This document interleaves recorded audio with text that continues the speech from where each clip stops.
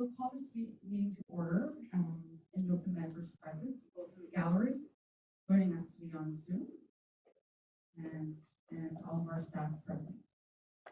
I'd like to begin, or we'll call this meeting to order at 6:30 p.m. I'd like to begin tonight's meeting with a land acknowledgement. We will begin this meeting by acknowledging that we are gathering on land that has been inhabited by Indigenous peoples since time immemorial. We would like to recognize that we are in the Robinson Superior Cree territory, and the land on which we are gathered today is the traditional territory of the Anishinaabe. Specifically, we acknowledge the neighboring community of the Mishpah First Nation, for whom we have great respect.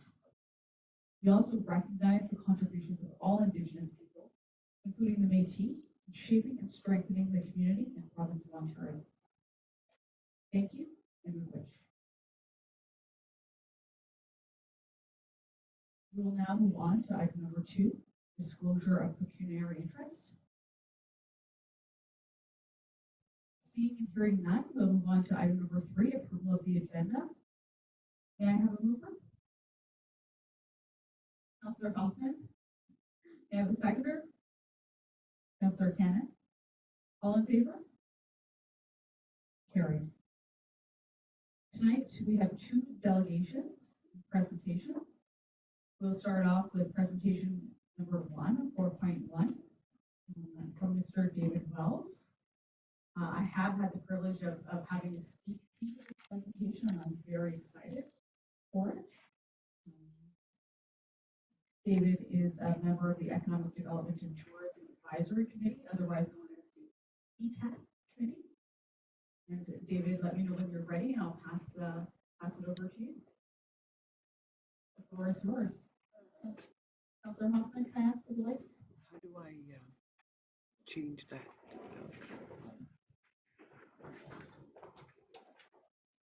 Thank you, Mayor and Council. And actually tonight, here on behalf of the Walla Economic Development and Tourism Commission Advisory Committee, we were formed with your approval just a little less than a year ago, and one of our first tasks was to look and to assist Vanaken consultants put together a 5-year tourism plan for Wawa.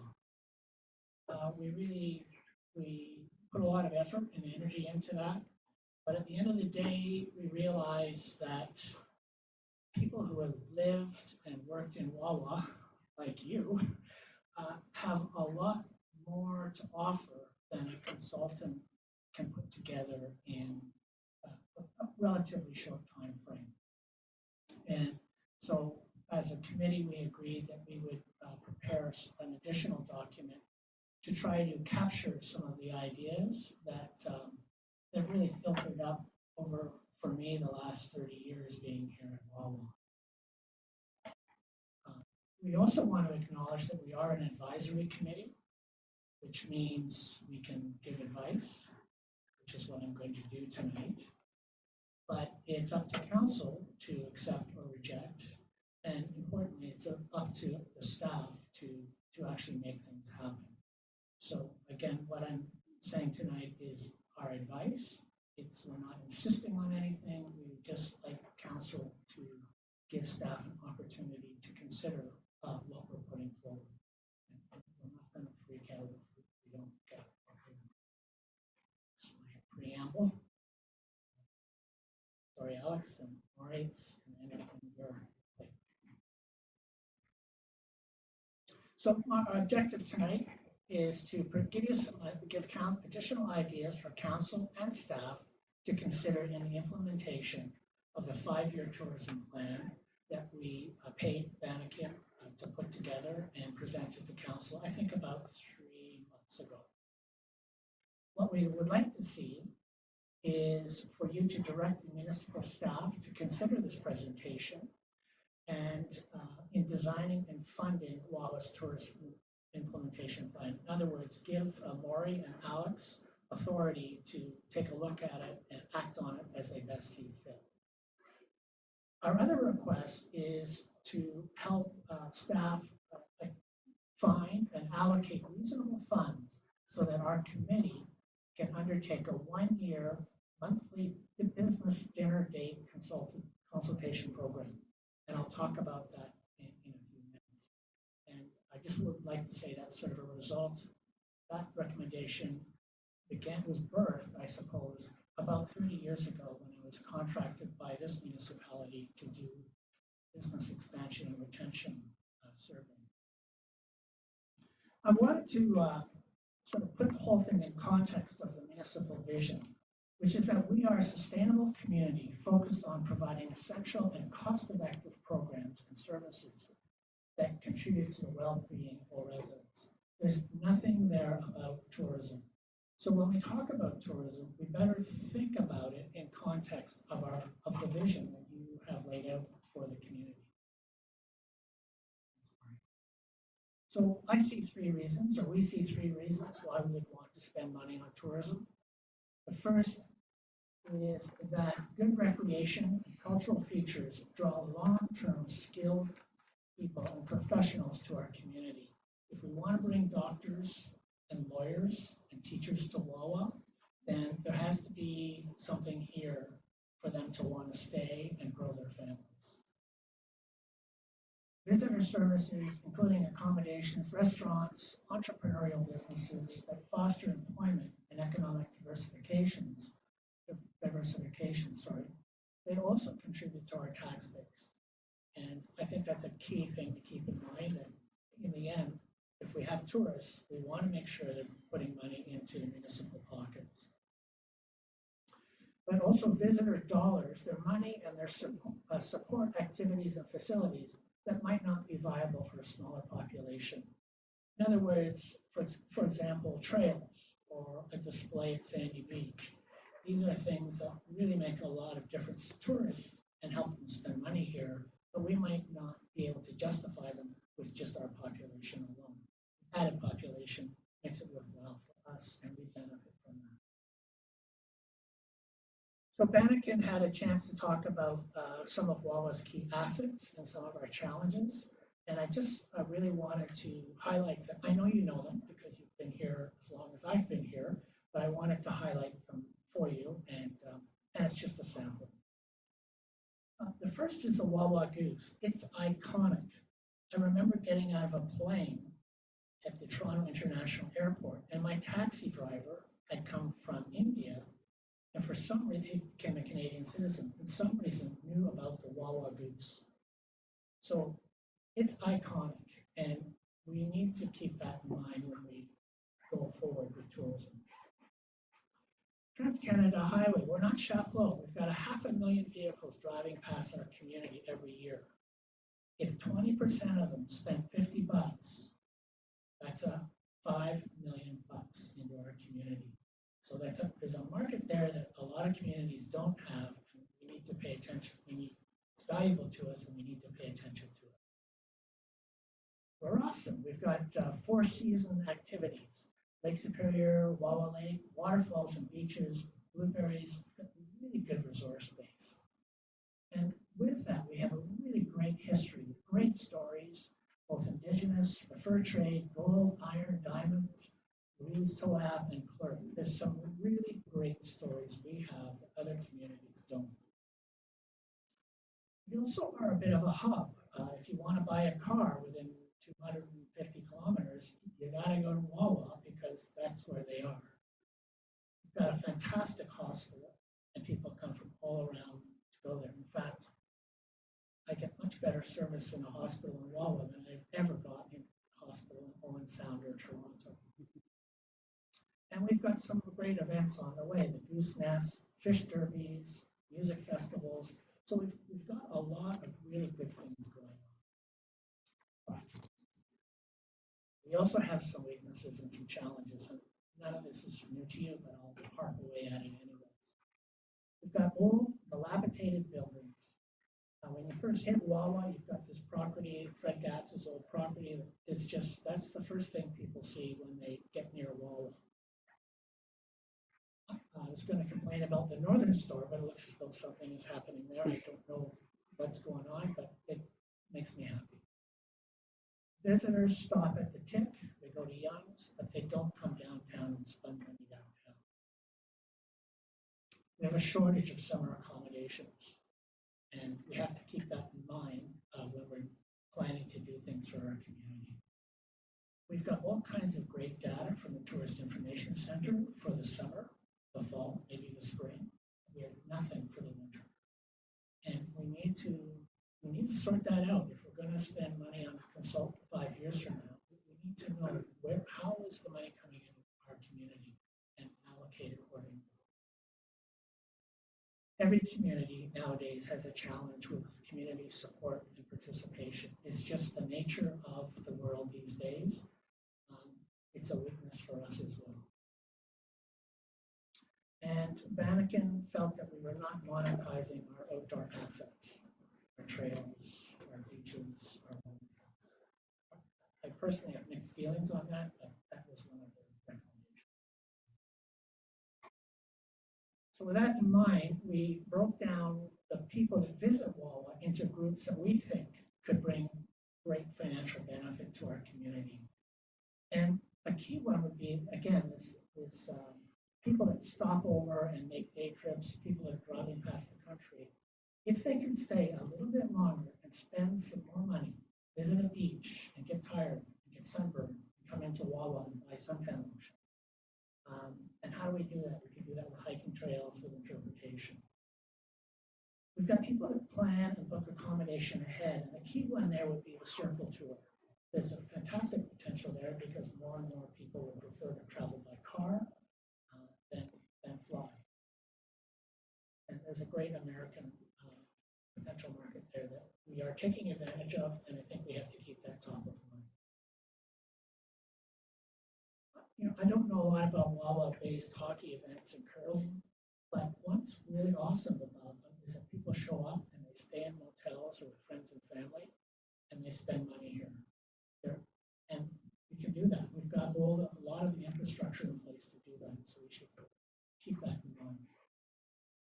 And then something that Banneken was really interested in, people that will base themselves in Wawa and use it as a hub for day trips. And I'm thinking about when people get into my age class, maybe I don't want to sleep in a tent on a rock at Rabbit Blanket Campground. Maybe I want to stop at a glass of wine at night. And we are right beside Lake Superior Park. We're close to Pakasaw, and we've got some great parks nearby. So with regard to Wawa's tourism objectives, I've put a box around what Banneken had in mind. They wanted to transition our community from a whistle stop to a visitor base camp. Now, I would add to that a big but, and this is coming from our committee saying, let's retain Wawa as an easy and desirable visitor traffic stop. And I'm saying that because every tourism committee I've been involved with, every tourism report for the last 30 years, highlighted how important it was to take advantage of that 500,000 people driving past our door. So we should not let that go. So how do we decide what we're going to do, or how do Maury and Alex decide what they're going to do? Our suggestions are as follows. And keeping in mind, like everybody else, we've got limited money, and our staff are, what's the term Banneken used, overwhelmed work or overworkwhelmed or something like that. They're going for it out, and we have to try to make the best use of their time. So is it cost effective? And is it a cost-effective contribution to the well-being of all Wawa residents, harking back to our vision? Does it create local employment for local business, and does it create municipal tax revenue? Because what's the point of spending money on tourism unless we're getting it back as a community? Does it draw needed, skilled, and professional people to live longer term in Wawa? And now I'm thinking about lawyers and doctors and nurses and people at the hospital are trying to attract to our community. Does it support long-term economic resilience and diversity? We've been really good as a single industry town in the past. We can use tourism as a diversifier, both in employment and in economic growth and development. Is it easy? Is it low-hanging fruit? Does it not cost a lot? there's somebody in the community that will do it for us, that will take it on so that we're not putting as much pressure on your staff. So with that, we came up with 5 selected action items. There's more, but these are the 5 that we came up for this presentation. And I broke down to home maintenance and improvement, around town and outdoors, marketing in an age of persuasion, sharing the community loving, and just the facts, and a little bit about how we might suggest or consider cash and money.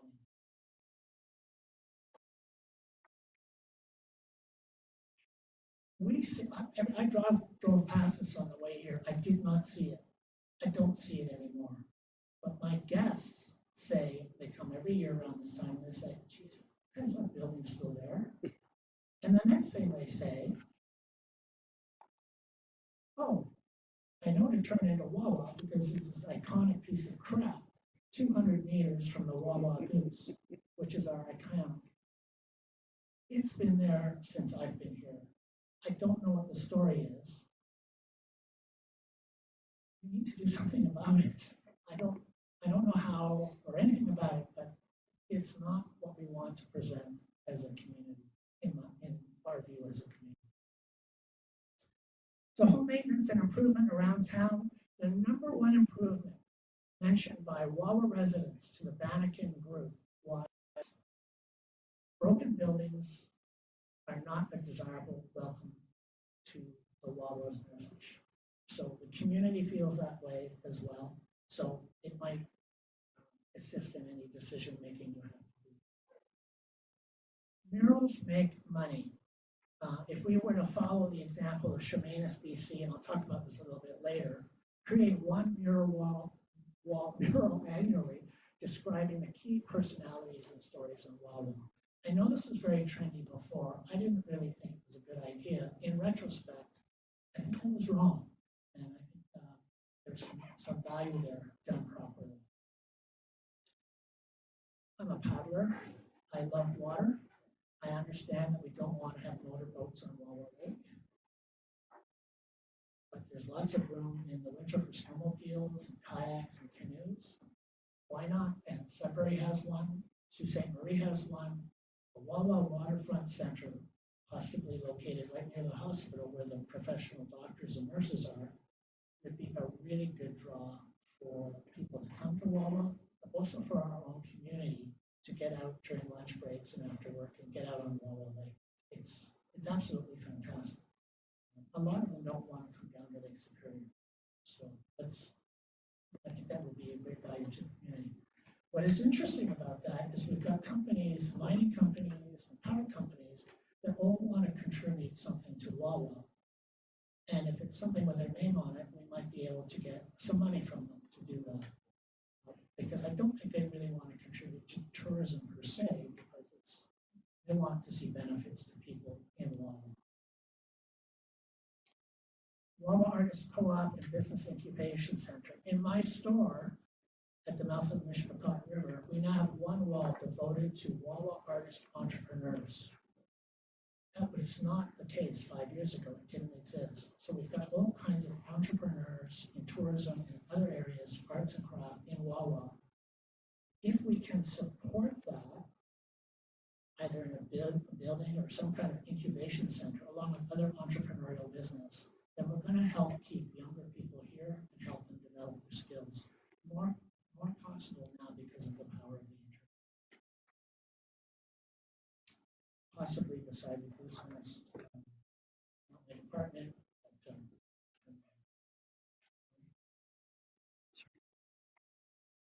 so outdoor assets, back on this theme, we want to draw people from Highway 17 and 101. We want to extend short stops and make them into day trips. And essentially, we want to get more money from these people that are stopping by our community. And we do that by getting them tired, making them come into the downtown area. I just put a list here of things we could do. For example, you could have a well-described hike from Medicine Cave to Silver Falls to High Falls, and perhaps a marina, maybe up even to the Goose. There's a beautiful heritage plaque at the Mishpachot River on Highway 17. there's an opportunity to help people stop there. Mishpachot Post Park. If we were in Southern Ontario, there is no way that people would put up with the nonsense that we're putting up with, or MNR is putting up with, or whoever is putting up with Mishpachot Post Park. It's a diamond. It's sitting there. It's just one of the most beautiful beaches in the area, and all of us are terrified of going down there. We need to resolve that. And I think that's a job that belongs with the Ministry of Natural Resources. There's all kinds of opportunities for partnering with Mishpachot First Nation. They have absolutely stellar waterfall on the way out to the reserve, undeveloped. Americans love beaches and waterfalls. I don't know a lot about snowmobiling, but I do know that Halfway Haven was on and off.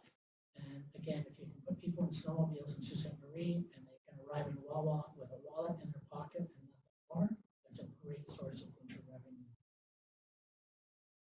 Again, I don't know what's happening with the Marine Restaurant building.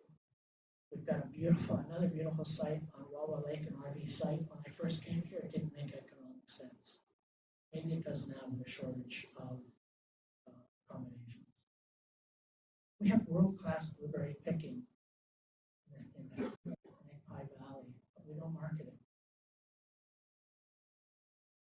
There's a fantastic running trail that follows from 101 down to High Falls Road.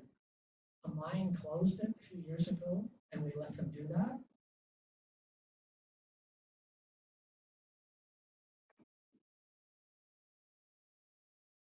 Moving on to marketing in the age of persuasion.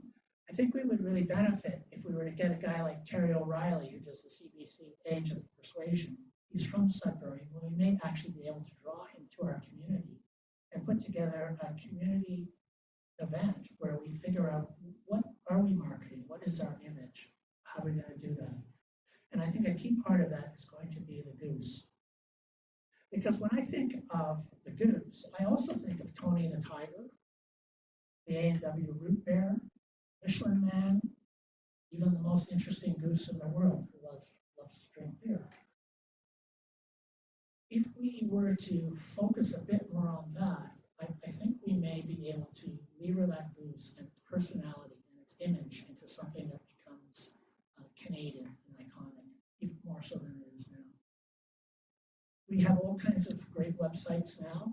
I took a look around, or we took a look around the internet. There's a really good site with the CanmoreAlberta.com. Pick that one because they're like us. Actually, they're not like us. They're more tourism oriented than we are. And it's a good site. And I think we need to consolidate what we have into one great site with a good search engine optimization.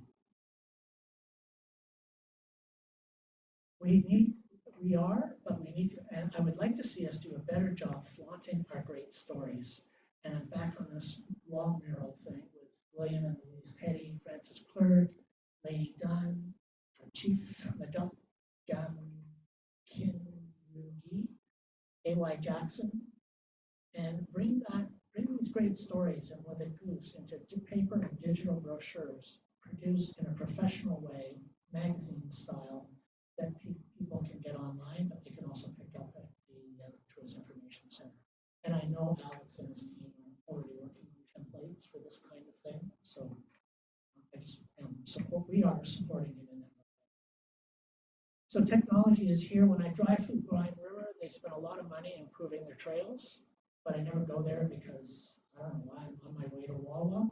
But if I was traveling across the country, I might stop, and I'd be more interested in spending more time if I could pull out my phone, read a QR code, and find out the story of that trail, the story of what's going on. And at the same time, find out that there's a great restaurant nearby I can eat at, or there's accommodations nearby. So thinking from the point of view of the tourism, give them a great story, a reason to follow that trail, go on another trail. We used to have placemats in Wawa restaurants with Wawa. I love them. My visitors love them. I don't know what involves. Again, we're pushing out ideas to help advise Alex and Lauren. Um, Again, those self-guided tours. It was Jim McQuinnell, I think. Hong Kong. That was Jim on the phone there. I was just speaking with him. He was really disappointed one winter because the highway was closed something in the order of 50 times. And he requested that we have a big sign. And that sign really advises me on my way down to Sault Ste. Marie. If you were to turn that baby around, and as I'm driving past Wawa, there's a sign there that says fresh blueberry tarts on sale at the Goose Market downtown Wawa. I'm stopping and I'm spending $50. I talked about Chemanis a couple of minutes ago. They've gone gonzo with these murals, and that's not. We don't think that's exactly what Wawa should do, because I can just imagine when it comes around to having to repaint those guys, the expense. But we do have fantastic personalities. For example, the doe-eyed Lady Dunn and Chief Madame Kim Yoon Gi, meaning I hear the noise of deer. He was a Ojibwe chief on Mission Cotton Island. So great personalities, and people are going to stop and read that. And what a great way to enhance our partnership with Mission Cotton First Nation. Sharon 11. So I think Facebook may be on the way out. We have a bunch of different Facebook pages in Wawa, and they're all over the place. Why about we turn it the other way around? Instead of people going to Facebook to read about things that are going on in Wawa, we actually push something out to these people. I get a newsletter every morning that talks about what's important going on in the entire world. I can read it or not, but basically I get a synopsis of what's important in the world and what's not in the view of these. And there's advertising there as well. If we had a similar exercise, once a week, we put out a small thing that goes on your phone with links to other things if people wanted more information. If we included in each one a simple survey, do you like what council is doing when they do this? Or do you think Alex should cut his hair more often? If you put out these surveys and people respond, they're going to, and the next week you put out a summary of responses to those surveys. People are going to start going there quite regularly, and you'll be able to transmit information to people and also get a direct response on how people feel to council. Not as a survey result, not when you've got one or two people that are all pissed off for whatever reason, you have to deal with those problems. You're going to get a sample of the community with every one of these surveys. And I think it's again, you can send out once or twice per week. They need to be light and lively so people look forward to reading them. You can share community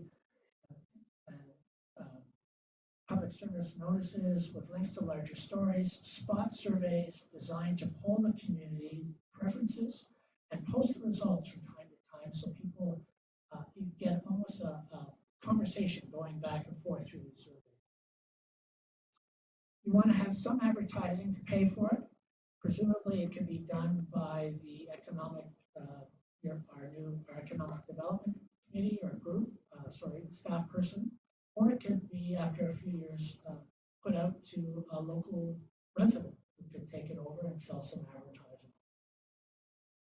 Within that, you can develop subgroups, like a tourism subgroup. So you could actually send out specialized questionnaires that people had signed up for tourism, people had signed up for housing, people had signed up for all of the different things that as an economic development committee, we have been tasked to look at.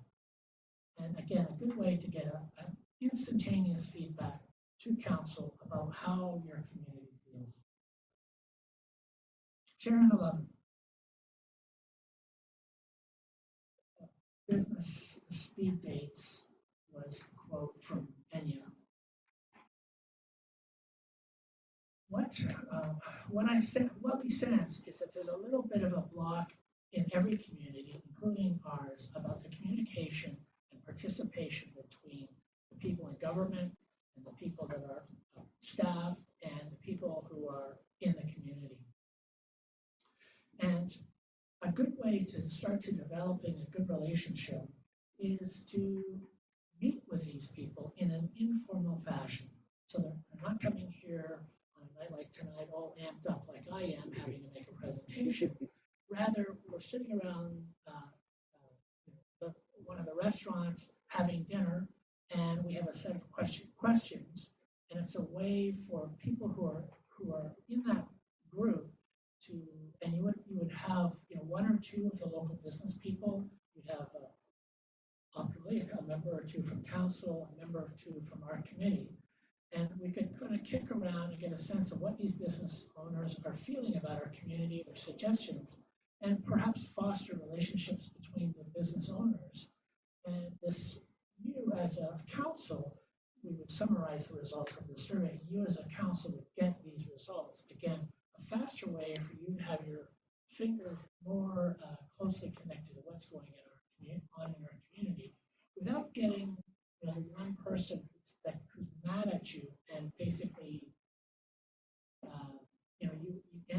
your energy gets sucked away by this one person that's mad. So it's a way to connect the business people to the council in an informal way.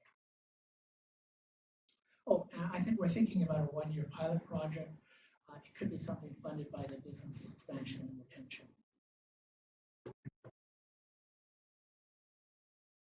So with regards to facts, if we had a 4-season business facilitated tourism database, Algoma Kinawabi Travel Association is interested in partnering with us on a pilot project basis to put something out that business owners and organizations involved with tourists would a tourist after a visit with some kind of a survey to get some information from them. And that survey then becomes part of a database that can be presented to our entrepreneurs, but also the next 5 years from now, we have another consultant in to look at our community. They will have some solid data that talks about what we're about for a season. Of course, you're going to have incentives, all kinds of things have to happen. But what is interesting is Algoma Kinawabi have indicated to us that they're interested in giving it a shot. And the second part of that is all that information that's collected for tourism, if it can be made transparent on a website or someplace where our entrepreneurs can go there and see how many people are going and how much they're spending, that is going to inspire them to start new businesses, to do things that all of us are going to benefit from having in place. And that's a technical thing. I don't know if we have the skills in-house to do it, but we just wanted to put it out to the staff as inspiration. Cash, money, and participation are almost done.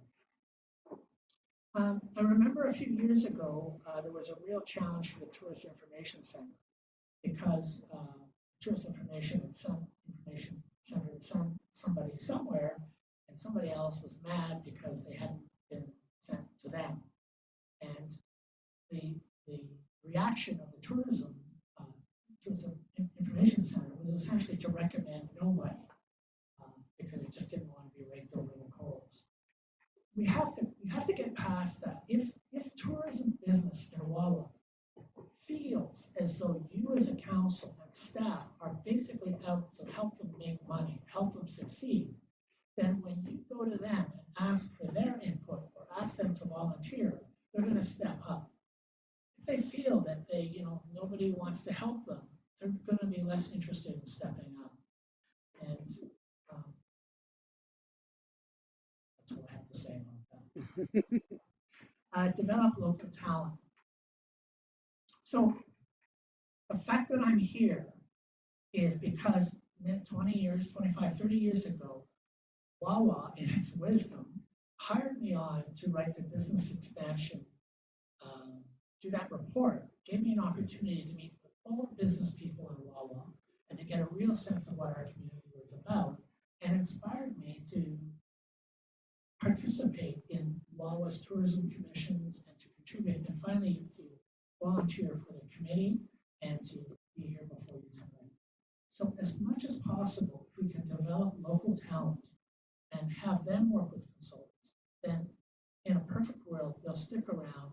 come back and they'll pay us back big time in their understanding and knowledge of our community. And finally, By rushing you.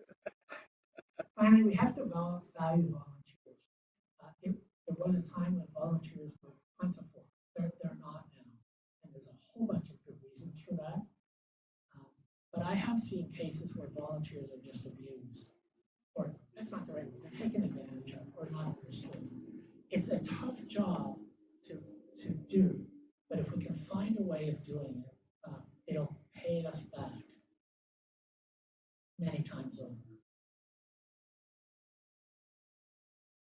In fact, that line got Maury to volunteer to buy pizza for our next meeting.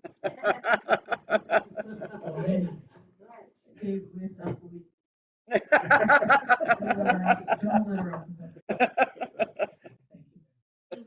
so I better write that down. we wrote here council resolution. I don't know if that's the right word. I don't really understand the word council very well. What we would like to see is that you direct the municipal staff to accept what we've suggested in their operations, their planning and their budgeting. We're not demanding it, we're just asking that it be accepted, and then we'll trust Maureen and Alex to do the best they can with the resources they have. And we will, of course, try to support them any way we can to implement some of these things as they see fit.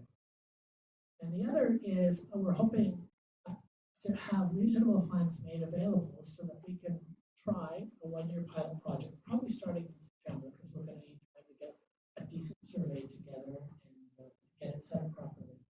But money so we can undertake a one-year monthly business speed dinner date consultation program. And again, the objective there is to get information from business owners to council, and for business owners to partner with each other and work with other organizations in the community and generate some economic development, often leading to more bigger tax base. Johanna is not here tonight, as far as I know, but she, her father first, and then Johanna have inspired me over the last 25, 30 years with their dedication and their passion for WALA. So I wanted to end this presentation with a quote from Johanna. We're a small town that has a reputation for getting things done when we set our mind to. Thank you very much, Dave, for that presentation. I enjoyed it the second time around, and I'm sure our council appreciated it as well. Was there any questions or comments, Dave? Just a comment, Dave. I loved your presentation. Councillor Hoffman, can you Your use mic. mic, please? Oh.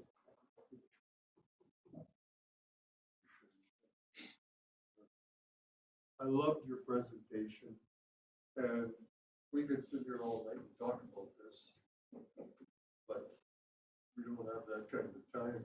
So I'm hoping that we can work with your presentation. It sounds really good. Thank you, Councillor Hoffman. Councillor Hoffman. May I respond? Absolutely. Yeah, I should also point out, in addition to John Morrison as being an inspiration for me personally, two other dudes. One's called Jim Hoffman, because he used to paddle a lot, and the other is Andy Stevens, who has played a major mentorship role in my development and support for WALA. This is a committee, a result of our committee working, and I know we, as a committee, would love to make it work. Dave, Councillor Hunter? Dave, I had the opportunity to go to one of the meetings, and I was very sorry to miss the last one. That was really good. But I'm really, really impressed. They are so enthusiastic. The ideas just flow steady. I plan to attend the next meeting on the 26th.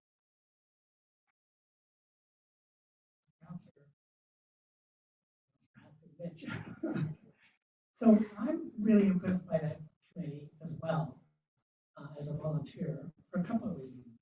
The first is the majority of the people on that committee are old male either. And that's really inspiring that we have, a regrowth, a sprouting of energy and optimism. It really makes me feel good about the potential of what can be done and how new ideas can. So I'm with you on that. I am optimistic as well. Anyone else? Councillor Kent? I found the presentation very good, and I like the ideas. They're refreshing. It's nice to see, and I look forward to seeing what's going to become in the future, like working together and listening to more ideas, and maybe implementing some of them. Thank you, Councilor. Again, it's a young committee, full of great ideas, that maybe people my age class they had a chance to think about as much before because of our age and what worked before. I know it's a really tough task for mayor and council to make decisions with regards to use of resources and use of staff time. And I wish you the best of luck. Councillor Pettit, do you have anything? Everybody said we're looking forward to working with you. Where with regards to next steps, will a decision be made on next meeting's committee of the whole? Yes, thank you, Mayor. And what we recommend is the presentation was made tonight, some time for council to think about it. And we would put a supporting resolution as requested through Dave by the committee on the June 20th meeting, as it does appear that council is generally supportive. Between now and then we'll wordsmith David's resolution and, for example, set aside find some money and make sure we can implement the recommendations as set out. And so that would come forward on the 20th. Thank you.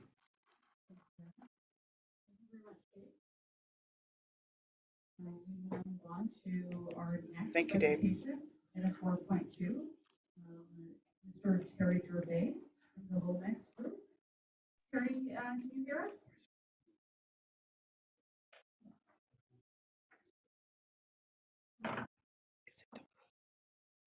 Tony, can you Yes. hear us? Yes, I can. Did you hear the mayor? No, I did not. Okay, can you hear me now? Yes. Okay, perfect. Terry, Yep. the floor is first. So first of all, I would like to thank council for the opportunity to present today to you on your, I'm going to say, work projects coming forward and the heavy workload that we're going to put on Kevin in the next little while to make this project successful moving forward. First, want to talk to you. I guess we better see if we can get you the PowerPoint presentation. I do have a copy here I can load up, or you can load that up yourself.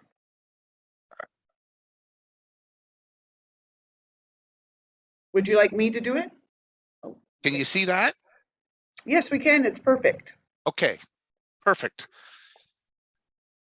So your worship, I'm very happy to be here to do this presentation for you. Unfortunately, Terry has committed to some, shall I say, other priorities in life, and that is he's taking a fishing trip.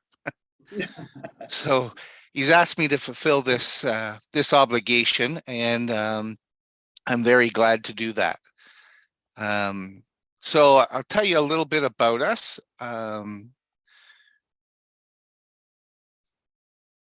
We're a company that is, I'm going to say, into a number of issues, a number of areas. One of them is aviation and aerospace. The company has been assisting municipalities run airports, manage airports, do reviews on airports, and has been very successful in that area. We also look at infrastructure and asset management for some municipalities, for some government agencies, that type of stuff. And then the piece that I'm fortunate enough to be part of is the education and compliance. This part of the organization does a lot of, I'm going to say, emergency management. We do a lot of training. We do a lot of exercises. When our biggest goal is to ensure that our clients are compliant. So with that being said, our goal here is there's some legislation coming forward that your municipality is going to need to meet, and we want to make sure that you do that with the cost in mind and making sure that we have the best product available to you to implement. So our team, Terry Gervais is the principal lead for this project. So most of the work will be going through Terry. Terry will be hopefully doing the rest of the presentations from this point forward. But then myself, I'm going to be working on your community risk assessment and some of the areas in the master fire plan as part of that fire service review. We have a Chris Burke, who is also going to be working on some of the areas in that fire service review and coming up towards that master fire plan. And then we have Emily Avery, who is our quality assurance and making sure that we have a very good product to present to council, and it meets all of the standards that's required, ADOA and that kind of stuff. And I'm going to say keeps the rest of the team in line, making sure we're have a very good product for you. Just to give you a little bit of background on a community risk assessment, Ontario Regulation 378/18 under the Fire Protection and Prevention Act 1997. So the government has decided that communities need to do community risk assessments, and they've been doing it. So I noticed that you have a safety-based community risk assessment that's already been done with the police and all of that. So now it's the time that the fire service used to do what we call the simplified risk assessment, and now we're just taking that up to the next level for, I'm going to say, for the betterment of the communities. It requires that regulation requires all municipalities and fire departments to conduct that risk assessment before July 1st, 2024. And the purpose of it is for municipalities to make evidence-based decisions on the provisions of the fire protection services based on their unique needs and circumstances of their communities. And the municipality of Wawa has retained the Lumex Group to complete this CRA to assist in meeting your legislation requirements. As part of this, for me, this is, I enjoy the small community. I can tell you that I have 23 years of fire service management moving forward, and it's all in small communities. And that was why I joined the Lumex Group, was because of their specializing in the small communities. And that's one of the biggest pieces why I joined this group. When we look at it, we'll be looking at the province has put out some areas that you must look at as part of this community risk assessment. So the demographics of the municipality, the building stock, your critical infrastructure, your geography, the economics of the community, the hazards that are within the community, businesses, Highway 17 and the traffic that's driving up and down that highway, the public safety response, your community services that you partner with, and then some past events in the history.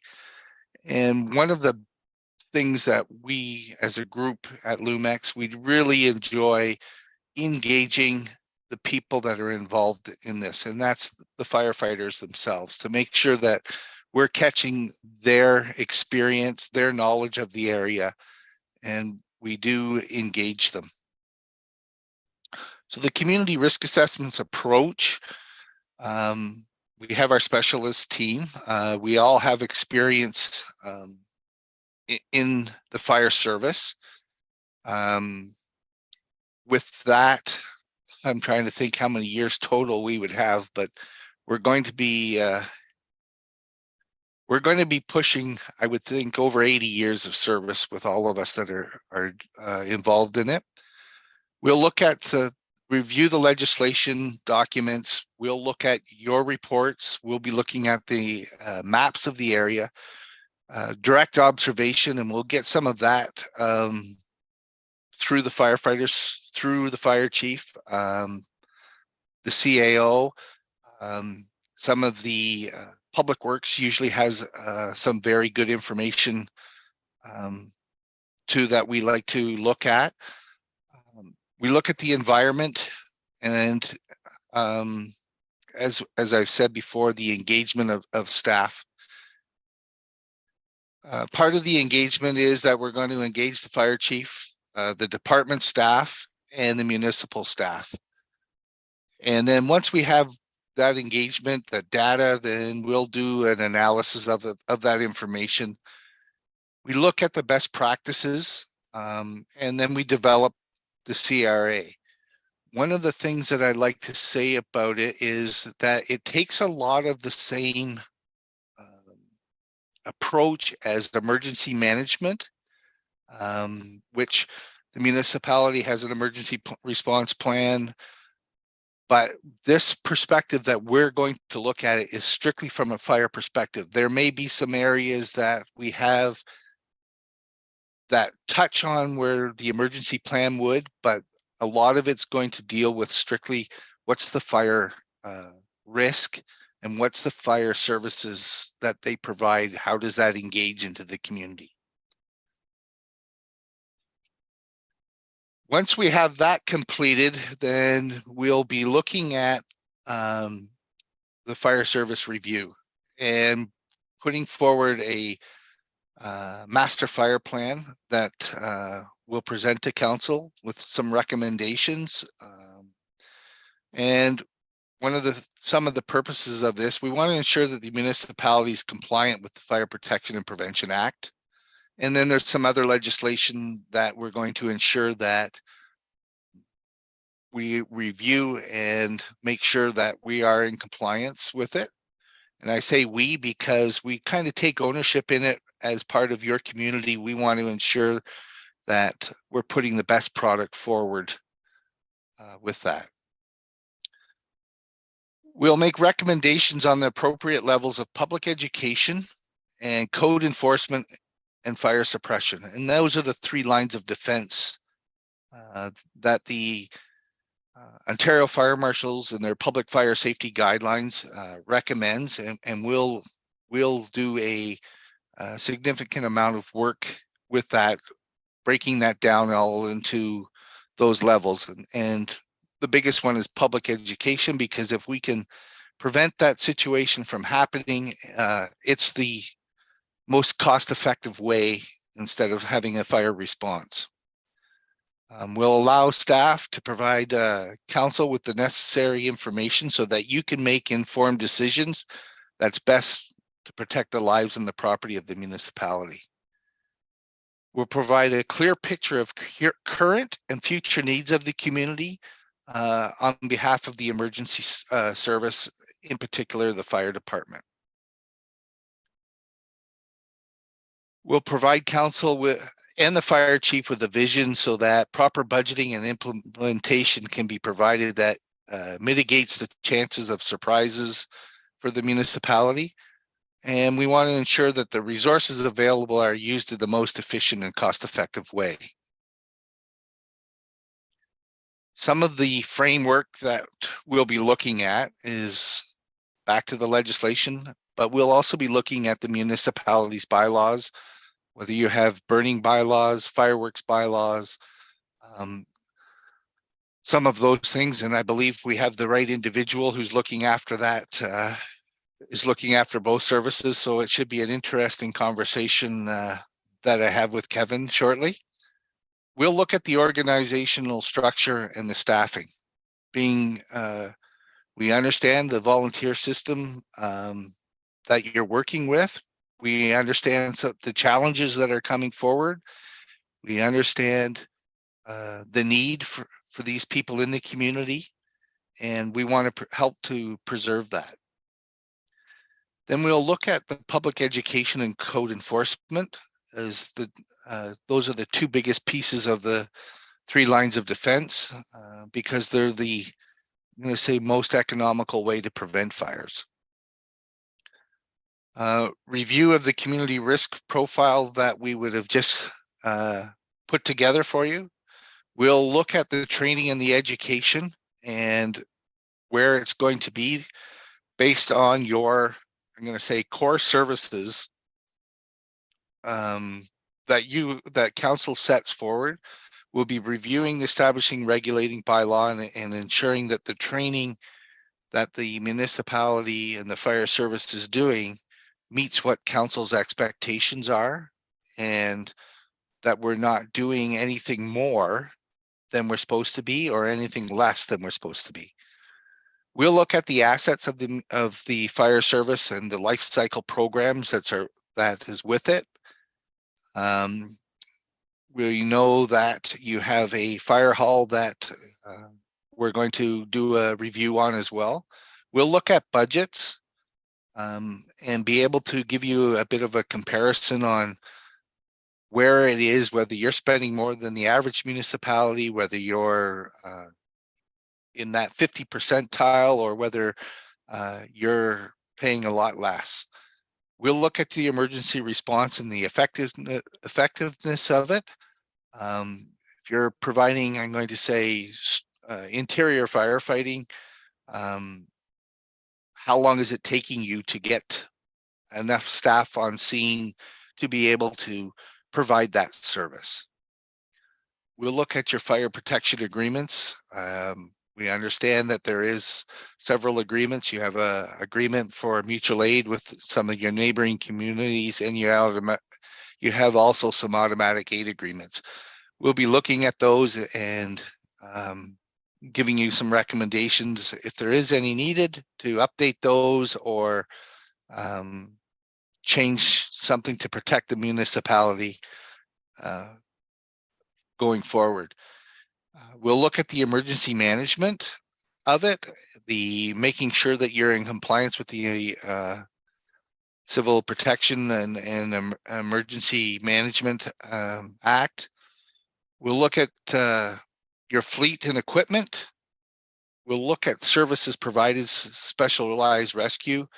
We understand that you have a Zodiac boat and you do some ice water rescue. We want to make sure that that is being performed to the safest levels, and with the new certification that's been brought forward, we want to make sure that that framework and that task the fire chief is going against on that is going to be manageable for him.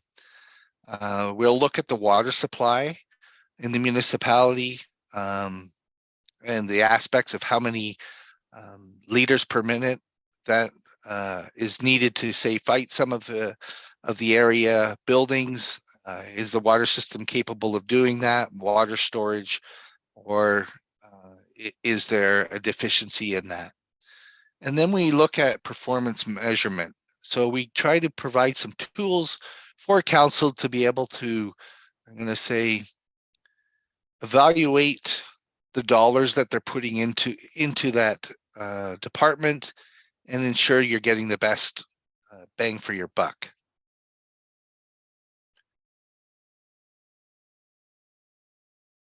Stakeholders, businesses, your residents, council, the firefighters, your municipal partners, and staff. We will be trying to engage all of them through different means. Some of it is surveys, some of it is face-to-face meetings. But it's important that we get all of the ideas, I'm going to say, because some of your firefighters and staff members may have some fantastic ideas. We need to know what the residents think of the fire service. We need to know what council thinks. And that's part of it.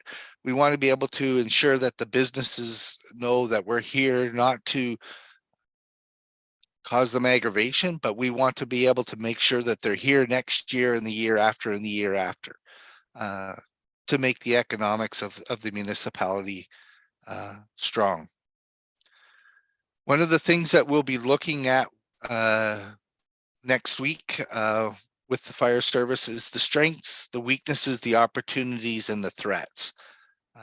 We'll be engaging the firefighters next Monday night, and we'll be asking them a number of questions and getting their feedback from it. And one of it is that we'll be doing it as a group, but if there's people that aren't able to attend, we give them the opportunity to do an online session with it, or they can fill out a survey and hand it back into us. So we want to be able to give every firefighter the opportunity to be engaged. And with that, I welcome any questions or any thoughts that you may have. Thank you very much, Tony. Please accept my apologies for continually referring to you as Terry. That's no problem, Your Worship, because that is, me and Terry go back a long ways, and it wouldn't be the first time. Perfect. Are there any questions from council? Comments? Doesn't look like there's any questions from any of my fellow councillors. So I will say it sounds like we're in very good hands with the Lomex group here. I understand that this is a legislative requirement. So we're very happy that Kevin will be engaging in this project with you. And we look forward to receiving the final report, at which time I believe we will be able to pass a resolution to support it. Is there any other action required from council at this time, Maury? No other action required. So thank you very much for your presentation. It was all wonderfully received, and hopefully next time you will be the one get to go on a fishing trip. Okay. Thank you very much, and enjoy the rest of your evening. You as well. Bye-bye now.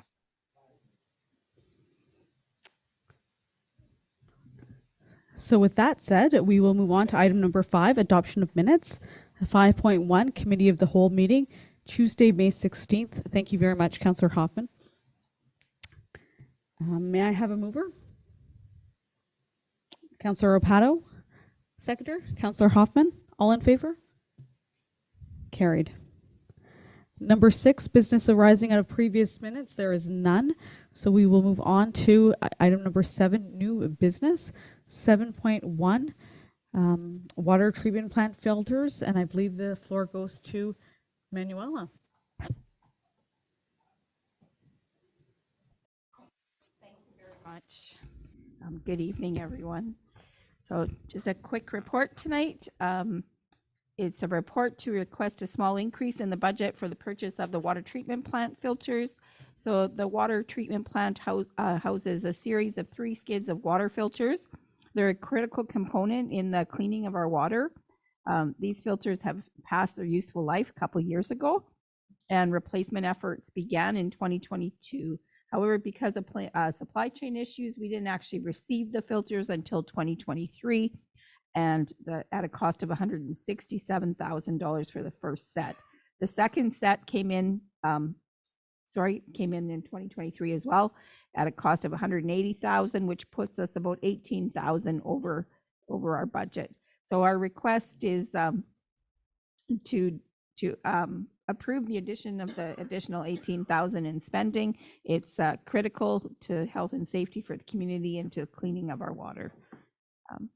So that's it. We're just asking for an extra 18,000. It's coming out of reserves, or my recommendation is that it comes out of reserves from the Ontario Community Infrastructure Fund, which we have a certain amount of money that we have to spend there regardless, and water is one of the allowable categories. Thank you, Manuela. Is there any questions? Manuela, I did have one question for you. Right. So this is the second request we've had with regards to the water filters. Do you anticipate that there will be any additional requests? There's a third set of water filters that needs to come in.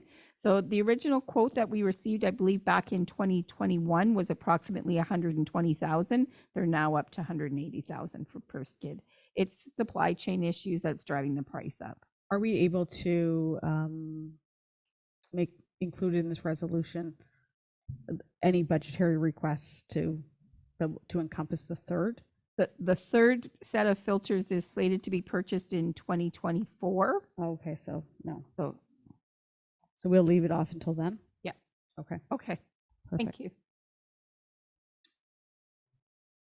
So there is a resolution. Can I assume that there's a resolution on the next meeting agenda? Okay, perfect.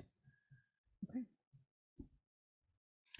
With that said, we'll move on to 7.2. And we'll receive a report on the Wawa Airport Terminal renovation project.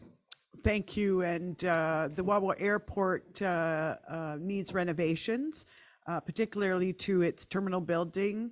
And we're also looking for council support for a shelter that would cover some specialized runway sand required to prevent it from blowing in bad weather. Staff made a phase 1 application to NOHFC, the Northern Ontario Heritage Fund, for 75% of total project costs. We've made it through the stage 1 process, and now we're going into the stage 2 process. As part of the stage 2 NOHFC application, which is ready to go, the ministry requires that we have a council resolution indicating, number 1, that it commits to its share of the project, which for this project would be $25,000, and that it also confirms that if there's any project cost overruns, that council commits to funding those overruns. So the request tonight is for support of a resolution to follow on the regular meeting stating that exactly.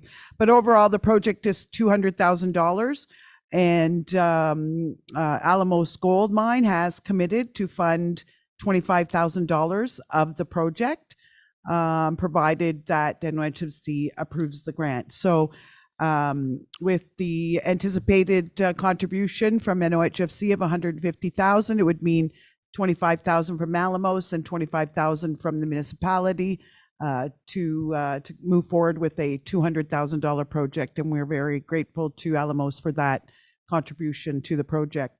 This project, of course, is in the Wawa Asset Management Plan, like all our infrastructure. The airport terminal was built back 50 years ago in the 1970s and does require upgrades to its infrastructure. Some we've already undertaken. That was critical. We've changed our heating system, moved it from oil to propane. We did some roof work, but the interior, including having washrooms that are appropriate for our guests that land and use the facility at times, which can number 30 to 40 people in the terminal at one time as they're waiting for incoming or outgoing flights. We require to have an accessible washroom for our guests. So the interior renovations would include renovation to the washroom facility and some new seating appropriate for an airport terminal.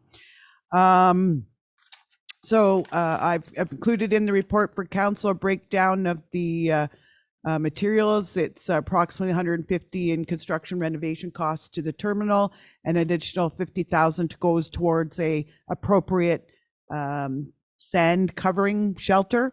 And we have those funds set aside for the municipal share which were approved by council in the 2023 budget.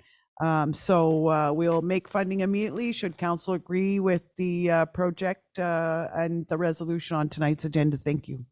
Thank you very much, Maury. Is there any questions, comments from council? Councillor Cannon? I was just at the airport tonight, and yes, it really needs a facelift. Can use the washrooms though. So without hearing any objections to your report, I assume that we will see a resolution on the next regular agenda. Perfect. Item 7.3, a report canteen reopening results. Mr. Patterson, the floor is yours. So as council knows, we reopened the canteen as per council direction for the remainder of the 22-23 season. And as part of that direction, we were asked to report back to council once the season had finished with the results of that reopening, what the usage was like, what the financial results were like, as well as making a recommendation to move that particular service forward. So as I've included in the report, I gave council some data about the reopening process. So obviously it was a little challenging for us to reopen mid-season, but we managed to make it work with some existing staff and retraining them for the purpose of operating the canteen, as well as being escape patrollers and things like that. We also opened in a much more limited fashion than in previous years. So we tried to really narrow down the stock that we had, because one of the financial issues that we identified was a lot of overstock and a lot of wastage at the end of the season. Obviously, fries are the most popular item at the canteen over anything else by a long range. But I included the sales count of all of the items to show council that we really narrowed down this year to just focus on the core things that we could offer at that facility in an effort to keep costs low and keep the service sustainable. So that being said, in the financial analysis, I've shown essentially our breakdown as per our GL, which is our general ledger, which is the cost that you will see when you look up that particular account in our financial system. It essentially shows in the GL that we were able to make a small profit of $288 in the actual GL. Obviously, things are not just fully in the GL, so we have some administrative costs on top of that, some maintenance costs on top of it that get put in separate cost centers, but we track that with our timesheets. And then as well, we have given an estimate for hydro. So by my estimation, and I'll be honest that hydro and those utilities are an estimate because we don't have a meter on that particular room, we're looking at about $2,000 of expenses for the 6 weeks of service that the canteen operated in. Now that is total expense, and so when you go back through the historical GLs, which you would have seen in my original report, this year was by far the best year that we have operated the service, because we were able to, in the GL, make a little bit of profit. Those additional cost expenses would have applied to other GL numbers that I had presented previously, so those losses of between $1,000 to $2,000 are just for that GL. You can add another about $2,000 to $3,000 a year onto those for the other admin time and stuff like that, just so council's aware that we're comparing similar numbers to similar numbers. So fundamentally, from the analysis of that, we looked at what is going on and when, to show when the canteen is worth it for us to operate, when the canteen isn't. So I've also given council a breakdown of the dates that we operated, the specific activities that were happening during those dates of operations, as well as not only a number of transactions, but a dollar amount per hours open. And I found that that was a particularly useful statistic when it came to analyzing this data, because it showed us when it was really worth it to operate and when it wasn't. So you can see we've highlighted a couple dates in yellow of like, hey, that's really not worth it to operate, making $20 an hour. And then there were some very successful dates. So like looking at the Winter Carnival and some of the home games that Minor Hockey hosted, in the $170 to $200 an hour range is really useful for us. And then there's a whole sliding spectrum. I would like to point out that 2 of the worst days were during the Fish Derby. We also saw that this year in the bar as well. We had a particularly bad year in the bar for Fish Derby. So just so council understands that this year was an outlier. We think it's because of a couple reasons. We're working with the Fish Derby to really figure out what that looked like. But we were down on bar sales, just like the canteen sales were quite poor that weekend. So overall, what my analysis of the data is shows that there exists a demand for the canteen, and of course, council heard that from the community as the demands for service were put onto councilors.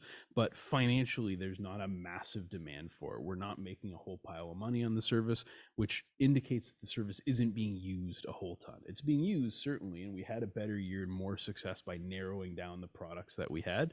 But it's not something that we're making thousands of dollars on, like for example the bar, where we make significantly more revenue than we have in expense, and we actually make money off of that service.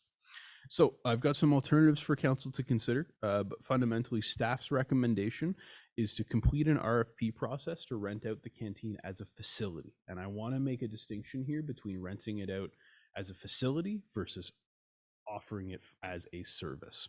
So if we were to complete an RFP to offer it as a service, that RFP would look substantially similar to the one that we released previously. So that would have WSIB requirements, that would have some more advanced insurance requirements. We would be setting the hours that we were looking for operation. Those sorts of things are much more controlled by the municipality. Whereas if we rented out the canteen as a facility, it would be fundamentally similar to any of our other room bookings. So when Brookfield, for example, approaches us and says, hey, we're looking for the meeting room for this many hours, yeah, absolutely no problem. We don't require proof of WSIB. We do require insurance for larger rentals, but that's something that would remove a lot of the red tape that some councillors as well as members of the community identified to me when we originally put out the RFP. But it is important for council to understand that by doing that, we give up a lot of the control. So that eliminates the ability for someone like myself to say, okay, we need the canteen open these specific times. We do think that's an okay risk to take because, of course, when the facility is busy, there's that profit motive for whatever business is involved. We don't expect someone would run a canteen at a rink and not be open for games, for example. So we also feel that there is a little bit more risk in that, but it's more likely that we would get someone from the community interested in running that service. And based on a review with our insurance company, we feel like that's an acceptable risk for us to take, provided we put in some basic, basic things that for their insurance that we require from almost every renter of the facility. So that's our recommendation. Probably the first question of council that I'm going to address just right away is what if that RFP process fails again? So we're looking to put out this RFP in short order. So if council gives me the go ahead, accepts this recommendation today or at the next meeting, we'd want to put this out in the summertime so that people have lots of time to prepare. And then we would come back to council with the results of that RFP in the August range. If we get somebody, then we'd be recommending, if they meet all the requirements, that, hey, this is a good candidate to go with to rent out the facility. If we don't get something, we'd come back to council for further direction, which could include the municipality continuing to operate the service, and that would be at council's discretion. Any questions? Any questions from council? Councillor Cannon? You said during the Fish Derby it wasn't a good time to open. You didn't make much money. Did you offer the meal tickets? We did. Yeah. And still nothing, eh? I'm not going to say nothing, but you can see in the data we're not making that much money there. So a couple things happened during the Fish Derby, if you don't mind me delving into that a little bit for council's information. A little bit, okay, sorry. There was an early bird registration that saw a lot of locals come out, and we feel like that spread people coming out over a couple days instead of like just the Friday at noon onwards. So that spreading out of people caused less people to like congregate and see old friends and hang out and have a beer. And so on Friday, we sold 2 cases of beer. That was the whole Friday, which was terrible, right? And that's never happened to me in the decade that I've worked here, that little. So the canteen numbers match those numbers. There's more going on there than that. We need, like I said, we need to work with the Fish Derby to figure out how to make that successful again, or whether it's a service that the community wants on Friday. Maybe we just operate on Saturday. We need to do some more work on that. Thank you, Alex. Is there any other questions, comments? Councillor Rapato? I like your proposal and stuff with the RFP. What I'm thinking though is you have to do that on a real limited period of time, like a month or whatever. But I think you should proceed that you don't have to come back to us, but I think you should have the direction that we do still open the canteen. How you're saying, if nobody wants it, then you got to come back to us and say direction. I think we should give it to you right away. If nobody does it in a month, then proceed to run it as because I like to see it open. Because if we keep going back and forth, you won't have enough time. Like you said before, there wasn't enough. Councillor Cannon? Anybody else? And if you would have had that place open on the men's weekend, you would have sold a lot more fries. So I think I bought the last ones. Not open. So, No, you weren't open. You just took the leftover stock and moved it up to the bar. You're right, we did. Yeah. Yeah. so my only comment, and my comments are very similar to last time. I don't think, I think we need to weigh all of our decisions back to what our vision is for the municipality, which is, and Dave had it in his presentation, WOA is a sustainable community focused on providing essential and cost-effective programs. And I think if we continually operate a service that doesn't break even, that is the definition. It's certainly not sustainable. So I think this is a service that everybody says that they enjoy, but the data doesn't support that they're actually using the service. So I think that's something that we do have to discuss. And I know, I recognize that I'm being outnumbered, but if people were using it, the proof would be in the pudding, so to speak. We would see the numbers on our balance sheet, and it's not. So I ask council to think about that, because we are not running a charity, we are running a municipality, and taxpayers have to foot the bill for any deficiencies, for any deficits that we're having. And that's the bottom line. This is 1 or 2 full tax bills that have to pay for something that's very nostalgic for us. This is a nostalgic service. And that's what it is. So I'll leave it there. And if and when it does come back to the council table, we can have a recorded vote. When does it come back? Well, we're going to have a resolution on tonight. It's going to be on the next meeting. Okay. I'm a bit confused. Are we going with Mr. Patos? Are we going, We're going to have a vote on the next meeting. Okay, at the next meeting? Tonight. On the regular agenda. Okay. Don't mind me. So if there's no other questions or comments, I will move along to item 7.4, capital purchase of heavy equipment. I can speak to that if that's okay. Yes, for sure. Not Dan, don't have all of the information, but him and I had a conversation because he wasn't able to be here today about what this entails. So as council approved in the capital budget, there was a purchase for the Infrastructure Services Department of a mini excavator. There was a tender completed and the infrastructure management team issued a request for tender as well as evaluated that tender. In the memo here, they've provided the top 3 submissions, with the winning submission being Equipment World, coming in at the lowest price. Some good news, they were able to, within that price, get a couple additional attachments for the Mini X that they weren't speccing in the tender, and they still came in as the most suitable candidate with that Bobcat. So they were able to get a couple different bucket sizes, including a tilt bucket, which will be very useful for them, particularly in the cemetery, because we've recently had some health and safety issues where staff cannot enter something that they're digging because the sides are too close. It would be considered a trench. So that's going to help them dig graves in particular more effectively, and then generally throughout the department. They were also able to get some rebates from that particular supplier as well. And in total, the Mini X came in $100,000 less than budgeted for, including those additions. So it's a good news story for that department. Dan expressed to me that he's quite happy with that supplier, the service that he got, the additions that were put onto that particular piece of equipment, like a better trailer, extra buckets, things like that. So the recommendation from the Infrastructure Services Department is to accept the quote supplied by Equipment World as part of the request for tender process. And I will try my best to answer any questions. Thanks, Alex. Great job. Is there any questions, comments for Alex? Councillor Hatfield? Alex, I'm not understanding the size of the excavator.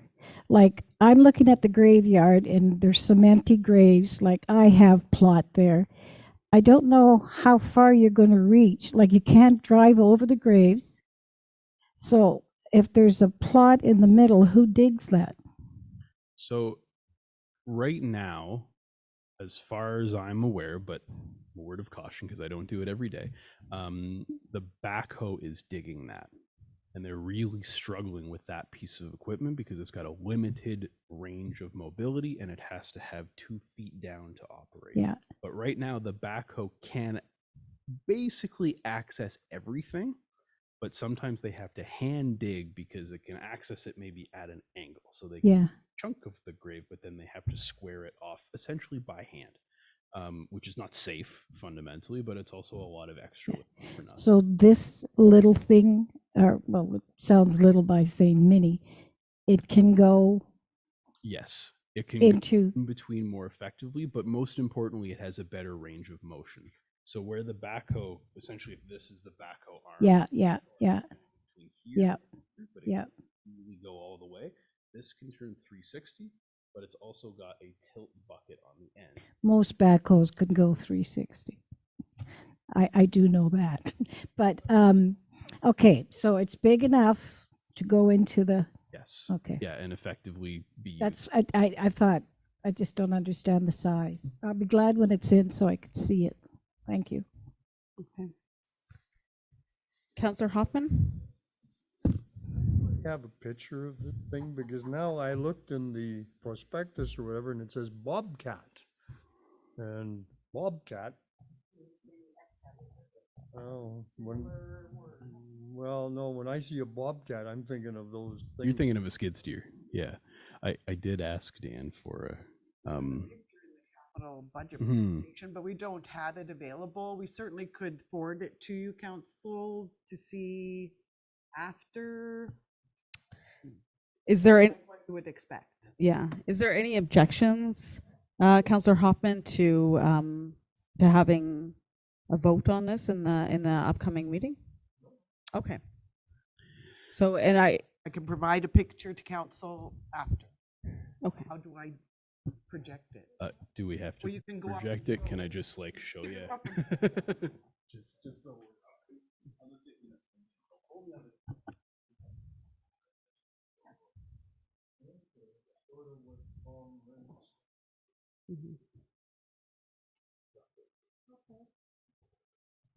So I think with that said, I believe what I'm hearing from council is that we are in alignment. Okay, so we're in alignment to have this issue appear as presented. And we will move on to item 7.5, draft policy of the citizen complaint policy.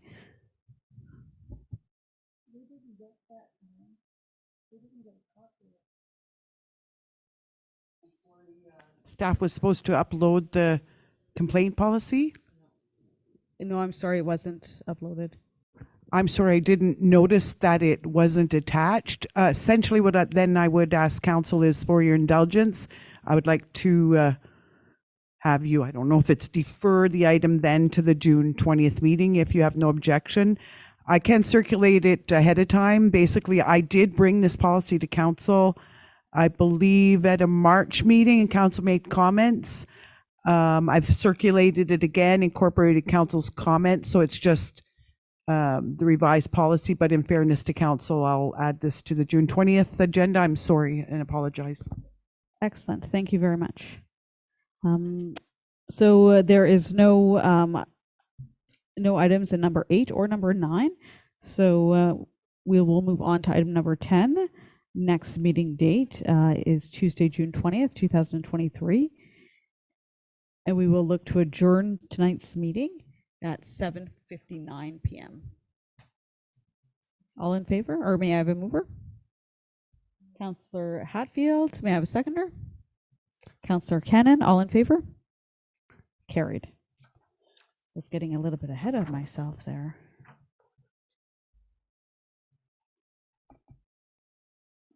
And we will now move on to the regular council meeting agenda.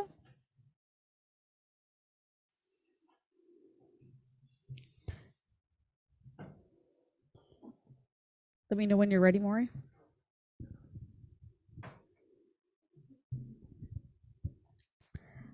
We will call tonight's meeting to order and note the members present at 8 p.m. Item number 2, disclosure of pecuniary interest.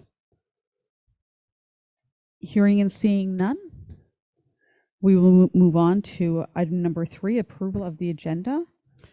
Moved by Councillor Cannon, second by Councillor Hoffman, resolved that the agenda for the regular meeting of council scheduled for Tuesday, June 6, 2023 be approved as presented. All in favor? Carried. There are no delegations or presentations. Item number 5, announcements and giving of notice. Are there any announcements? Yes, I have a quick announcement, Your Worship. Thank you very much. Okay. I would like to point out the garbologists in town have cleaned Highway 17, the arena, across from the arena, the trails, the golf course road, Highway 101, the William Teddy Park. I can go on, but these are several different people, and I don't want to name them because I don't want to forget anybody. Anyway, they've done an excellent job again. Thank you very much, Councillor Hatfield. Are there any other announcements? So I have 2 that I'll take the time to make. I understand that this month is Seniors Month, so I'd like to take the time to acknowledge all the seniors that dedicate their time to the community of Wawa. We have a very vibrant seniors community, and they make up, I believe, 25% of our population. So I'd like to acknowledge them. There are many different activities going on this month, so please take the time to get involved, and thank you very much. So the second announcement I'd like to make is a little bit self-serving, if you will, if you'll indulge me.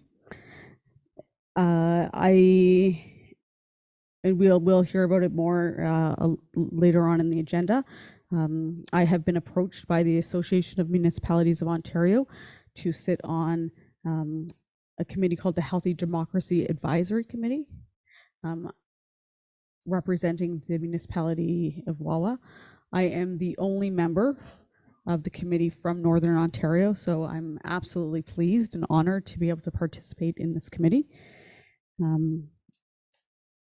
While there is a lot more in Council's package about it, I will just kind of touch on a few other of the committee members. We do have committee members from councillors from the City of Ottawa, the City of Richmond Hill, the Canadian Council of Muslim Women, the Government of Canada. There's a senator who also sits on the committee. So I'm just pleased and honored to be able to represent Wawa and Northern Ontario as mayor to sit on this committee. So really, really quite thrilled. I think it's wonderful, Melanie, and good luck. Thank you very much, Councillor Hatfield. Thank you.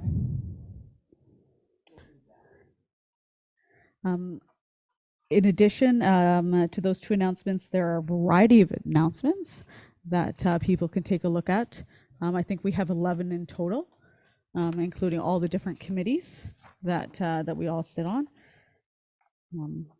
And with that said, I will we will move on to item number 6, adoption of minutes.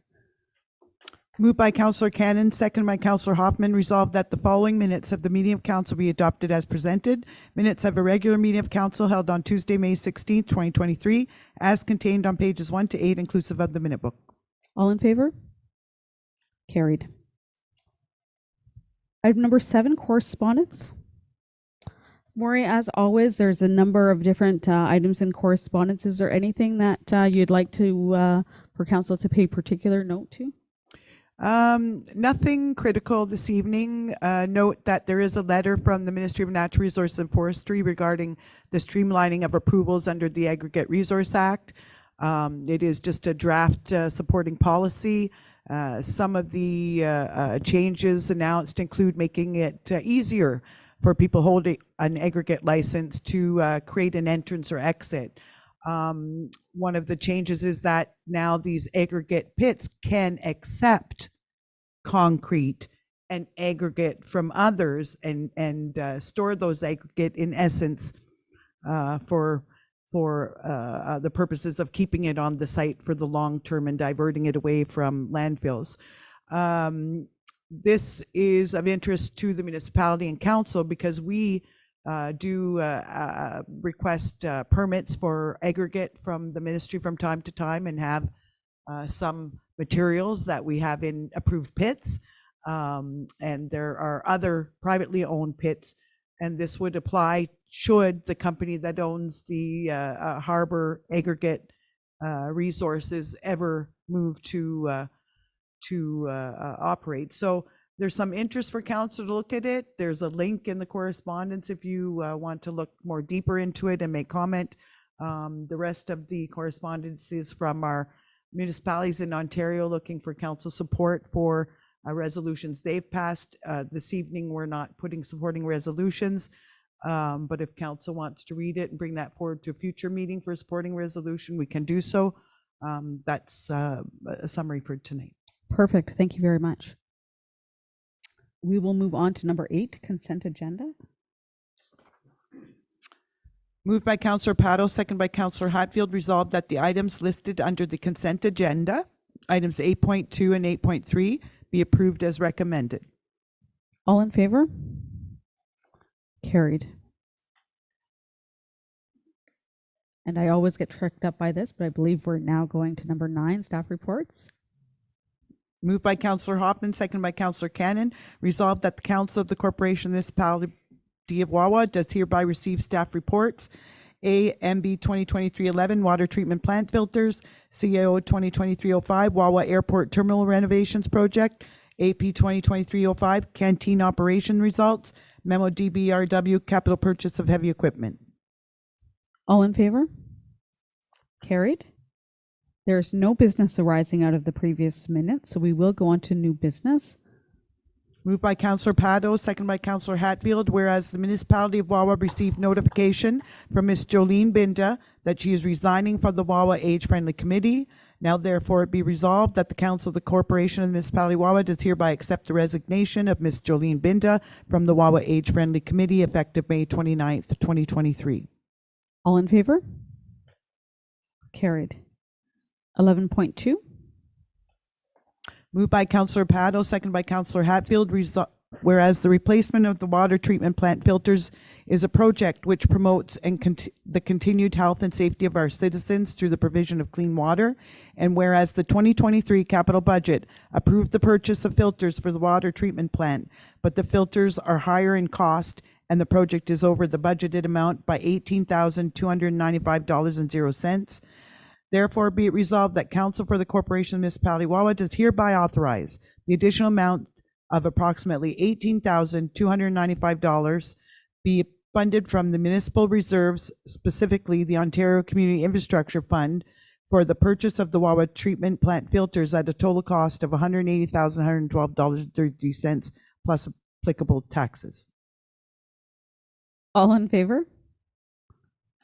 Carried. 11.3. Resolved, moved by Councillor Cannon, seconded by Councillor Hoffman. Resolved that Council of the Corporation of Municipality of Wawa does hereby authorize the travel of the following members of Council for a site visit to the Ontario Provincial Police Detachment in Marathon, Ontario on June 15th, 2023. Councillor Mitch Hatfield, Councillor Kathy Cannon, and Councillor Jim Hoffman. All in favor? Carried. 11.4. Moved by Councillor Cannon, seconded by Councillor Hoffman, resolved that the Council of the Corporation Municipality Wawa does hereby endorse Mayor Melanie Pilon's appointment to the Healthy Democracy Project Advisory Group of the Association of Municipalities of Ontario, effective June 6, 2023. All travel costs will be reimbursed by AMO for the mayor's participation on the committee. All in favor? Carried. I'm sorry, Councillor Hatfield? Is that once a month or? No, meetings will be quarterly. Although, with regards to travel, I do have the option to participate virtually. Mhm. Thank you. 11.5. Moved by Councillor Hatfield, seconded by Councillor Pato, whereas the municipality of Wawa Airport requires renovations to the terminal building and a shelter for runway sand to prevent it from blowing, and staff is making application to NOHFC for funding for up to 75% of total project costs of $200,000. And whereas this project is being undertaken to upgrade the airport terminal facility, making it AODA compliant by creating an accessible washroom, installing comfortable seating in the lobby area, and installing a sand tent shelter to protect runway material from inclement winter weather and high winds blowing sand used for airport runway for safe landings of planes in winter weather conditions. And whereas Alamos Gold Mine has agreed to support the initiative since the airport is critical to its operation and has committed to investing a $25,000 contribution to the project, subject to NHFC grant approval. Now therefore be resolved that Council of the Corporation of Municipality Wawa indicates its full support for the funding Stage 2 NOHFC application for the airport renovation project and commits a cash contribution of $25,000 to the project and confirms a commitment to cover any cost overruns if there are any incurred. All in favor? Carried. 11.6. Moved by Councillor Hatfield, seconded by Councillor Pato, whereas the infrastructure management team issued a request for tenders for a mini-sized mini excavator and trailer, for a mid-sized mini excavator and trailer, whereas the tender was set with specification that suited the needs of the infrastructure department in all areas maintained, where the top 3 quotes met the size, scheduling, cost requirements and were considered.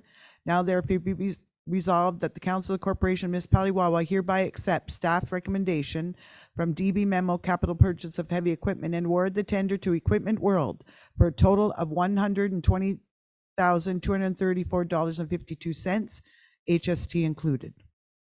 All in favor? Carried. 11.7. Moved by. Before you read this this resolution, may I ask for a recorded vote? Yes.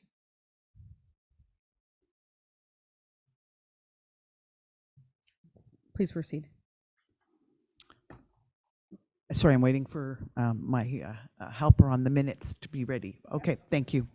Moved by Councillor Hoffman, second by Kathy Cannon. Whereas Council has requested, excuse me, Councillor Cannon. I said Kathy Cannon. I meant Councillor Kathy Cannon. I'll start over. Moved by Councillor Hoffman, second by Councillor Cannon. Whereas Council has requested to staff to reopen the canteen services for the 2023 ice season. And whereas as part of that request, staff created and issued an RFP in late 2022, but were unsuccessful in finding a successful proponent. And whereas municipal staff recommends entering into a lease agreement with a local business for the rental of the space for their purposes. I should have reviewed it. I'm accountable. Whereas municipal staff recommended entering into a lease agreement with a local business for the rental of the space to operate the canteen. Therefore, be it resolved that Council of the Corporation of the Municipality Wawa does hereby accept staff recommendation from report number AP 2023-05, canteen reopening results, and recommendation to issue an RFP to rent out the canteen as a facility for rental of the canteen space for the 23-24 ice season. And further, that should no person respond to the RFP, that staff proceed to operate the canteen through the Department of Community Services. So we're going to start from. Do you have a question, Councillor Hatfield? Maury, is there any dates on anything? Like, is there any timeline and when this should be done and that should be done? No, not in the resolution. So councils can request an amendment to the resolution. Should the majority of council agree, then amendment would be made to the resolution. There are no dates as the resolution reads. I think there should be.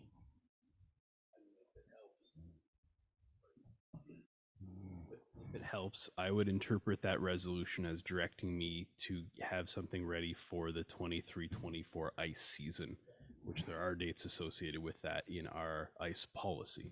Okay, so we would like it open if we vote that way.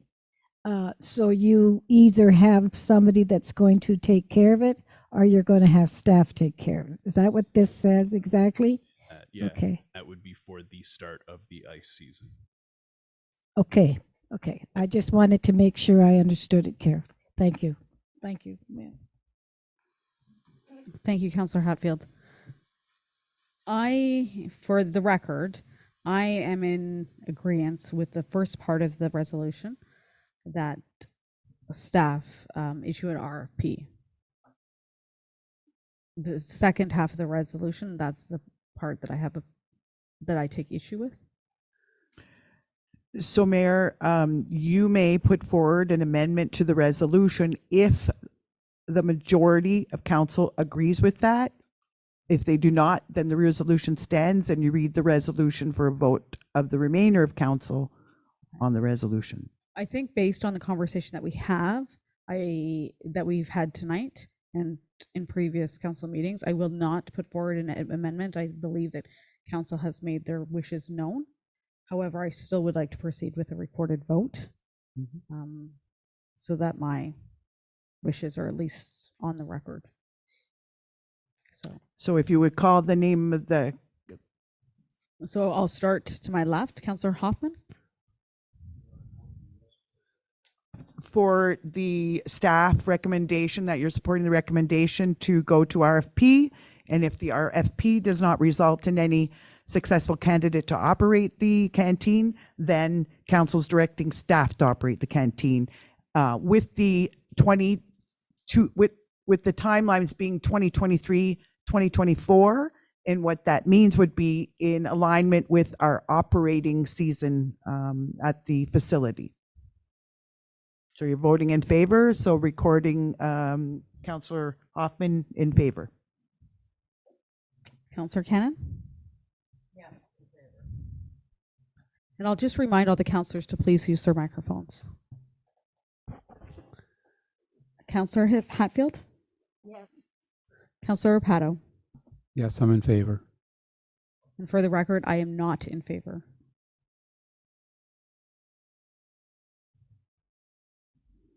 It's been recorded.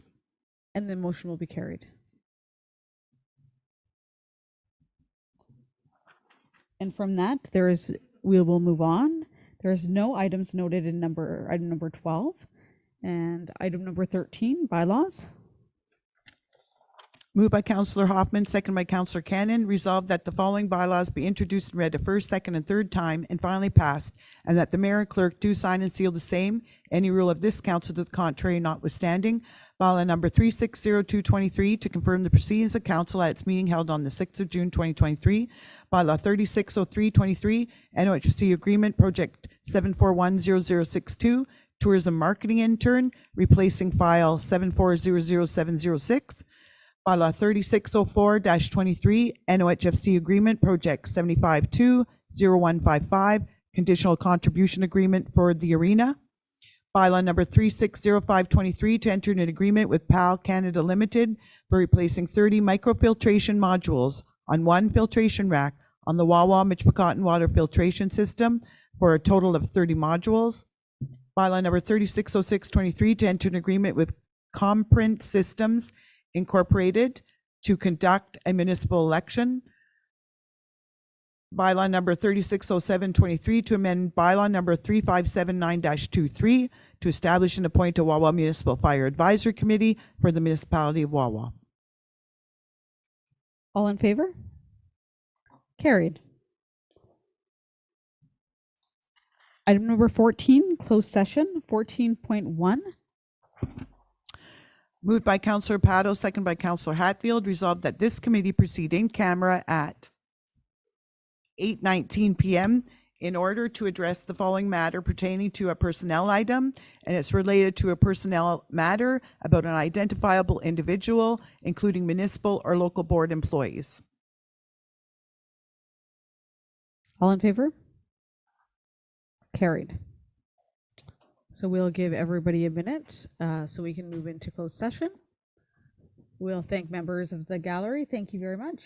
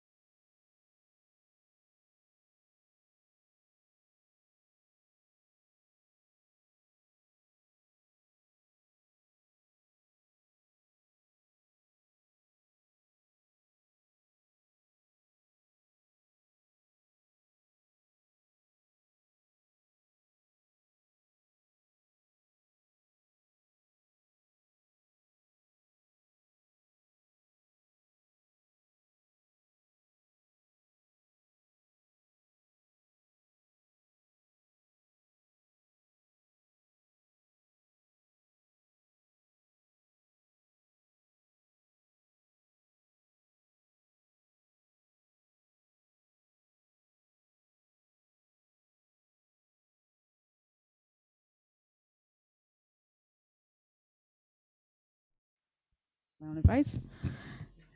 Item number 16, next meeting date, Tuesday, June 20th, 2023.